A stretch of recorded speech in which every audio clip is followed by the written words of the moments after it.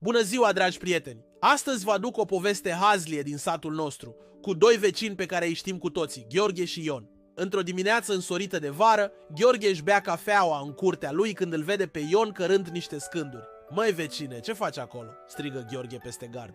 Îmi construiesc o căsuță pentru câine, răspunde Ion mândru. Dar tu n-ai câine, se miră Gheorghe. Păi tocmai de-aia să-mi iau și eu unul când termin căsuța, râde Ion. Peste câteva zile, Gheorghe își văzu vecinul măsurând curtea cu pasul. Dar ce mai meșterește, Ioane? Calculez cât gard îmi trebuie să împrejmuiesc grădina. Și de ce nu folosești metrul? Întreabă Gheorghe. Păi cum să folosesc metrul când eu vreau să măsor în pași? Răspunde Ion cu toată seriozitatea. Într-o zi de toamnă, cei doi vecini se întâlnesc la poartă. Gheorghe îl vede pe Ion cu o găleată plină cu apă, mergând spre grădină. Ce faci cu apa aia, vecine? Ud varza, zice Ion.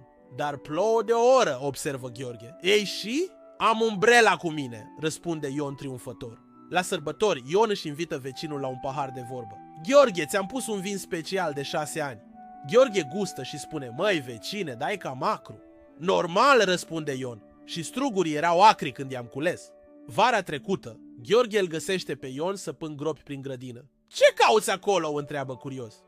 Mi-a zis nevasta să plantez niște pomi, dar nu știu unde a îngropat semințele anul trecut, răspunde Ion, ștergându-și fruntea. Într-o seară, stând pe bancă la poartă, Ion îl întreabă pe Gheorghe. Vecine, tu știi de ce se învârte pământul? De ce? Întreabă Gheorghe intrigat.